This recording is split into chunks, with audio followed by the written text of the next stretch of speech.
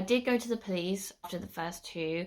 It was really difficult. I almost went to like think about like reporting it, but also to almost be told that yes, that is bad, by like authority figures, and they did say that I should report it. And then I was like, okay, well, what's that going to look like? And they were like, well, we'll have to arrest him like immediately, kind of thing. And I was just like, I was still friends with him at the time, and still friends with his friends, and also I could go on a big talk about the legal system and violence and how like what's my evidence? I have no evidence. Okay, there's just like a zero chance in my view that I would be successful anyway.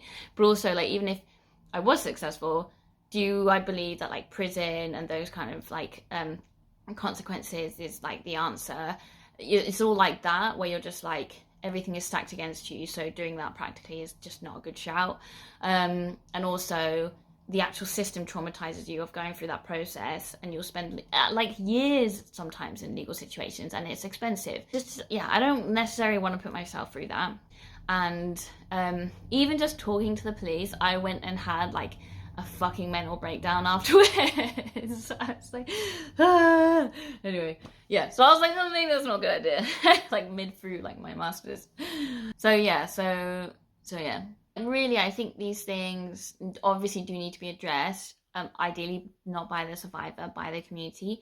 Maybe have some sort of social ostracization for a period of time for the person perpetrating the violence. Obviously, there's different degrees. It's important to, like, I think, teach someone about inequality. And there are programs and there are ways and kind of alternative ways of rehabilitating people that have done these things. And at the same time, like that's not really a mainstream approach, unfortunately. It's very statistically unlikely the survivor's lying. Yes, people might have different experiences or perspectives, but even so, like you still need to prioritize that survivor and you need to believe them. We have everything working against us, like societally, and it's just, yeah, why would I be talking about this unless it happened? Do you know what I mean? And that's something, like we really don't have to worry about the people that perpetrated the violence, okay? They're gonna be fine. They're often in privileged groups. Yes, there are a select few people that maybe get shit for their shit, but actually deserve, like people do deserve consequences for their actions, but those of them are just never going to experience any consequences for their actions, so we really don't have to worry about them. We're the ones that get literally thrown into the fucking bin time and time again. The kind of other one that I want to talk about now is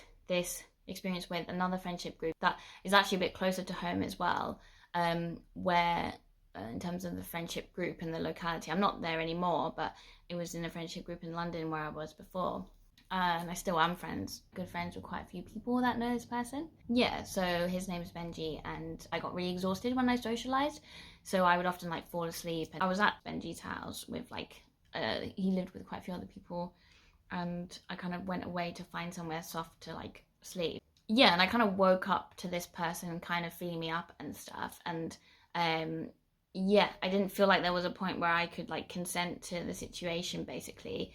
And then I kind of went along with it because I was like in shock. And obviously it's just very clear that you shouldn't like come onto someone when they're asleep and like fill them up and stuff. I was just so confused. I didn't feel like there was a clear awake moment where I was conscious that I could say like yes or no or whatever. I did speak to him about it. My partner actually knows him, and went to speak to him about it, and he was quite like freaked out about talking about it. But part of me is just like, well, yeah, good. Like, I'm glad that you feel something and a bit fucking shit and scared about it, because you shouldn't have done that, and it really like messed me up. Sometimes this person was prioritized over me, and with people that knew about it, like I talked to some friends, mutual friends about it, and they responded real badly. Kind of, it's understandable that someone was in shock and like struggles to kind of get around their head that their friend might have done something like that. Even so, you should still prioritize my feelings in that moment. And even as this person was kind of struggling and freaking out and kind of lashing out a little bit about it to me, I kept being like, please prioritize my feelings here, and they just didn't at the time.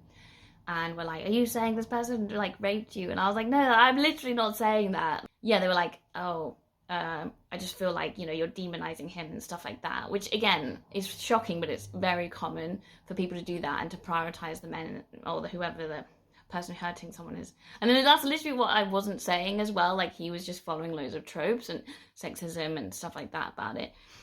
So that was absolutely like devastating for me, because also I've experienced so much of that as well, like the same pattern, and I know so much about it, and I see it everywhere. I see it in the news, I see it with the Johnny Depp stuff and loads of other stuff where these things are happening. And I managed to speak to him about it in a way that made him realize a lot of what he was doing. So he was very like apologetic, and again, I just feel like people are just like, why do I have to know about this? And I just feel like this kind of dirty shame memory that they have about it. But it's like, look, that someone did this to me, that's the problem. Like, I'm not the problem, but you're always framed as such, and you're always made to feel as such. And it's difficult because people expect you to keep these things to yourself, and I find that very hard to do, firstly. But secondly, like in your friendship group, it's really difficult because everyone knows these people and they talk about them all the time. Basically, like, even the person that was aware of it came round and was like, oh yeah, Benji's gonna play this DJ set, let's put it on. And so I had to be like,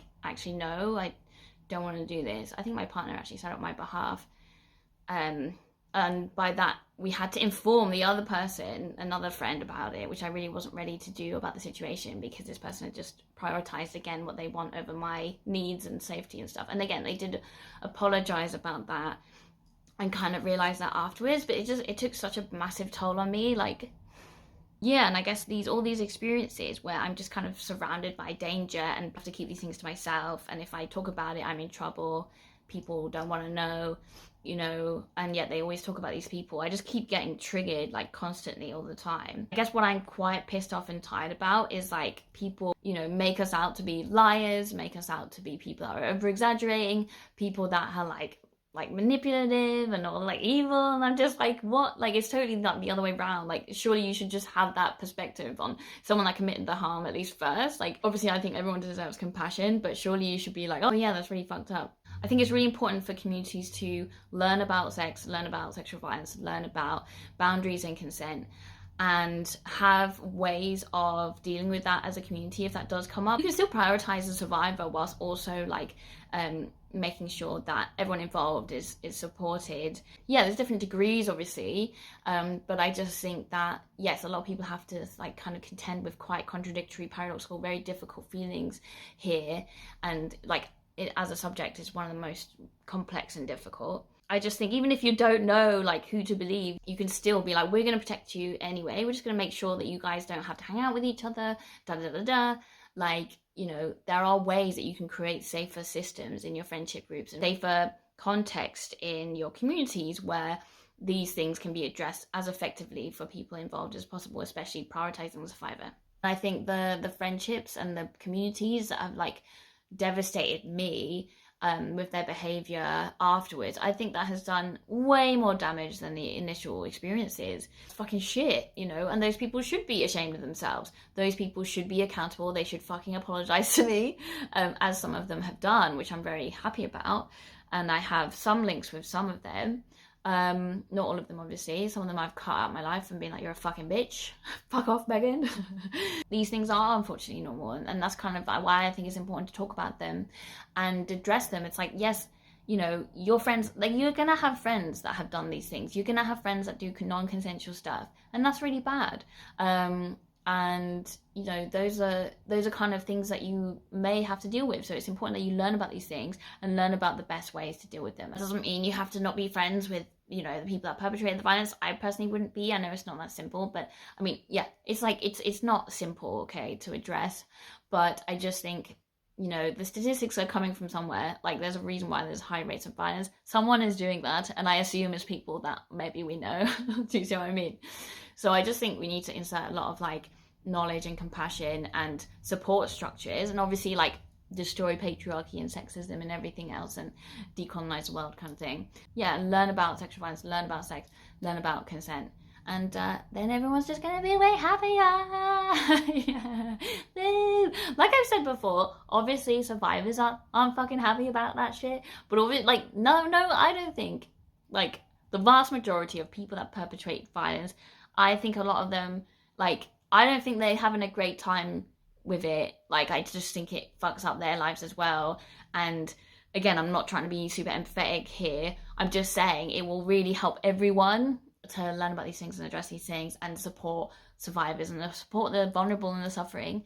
Here's to education and consent. Okay, bye. Bye. Bye. Bye.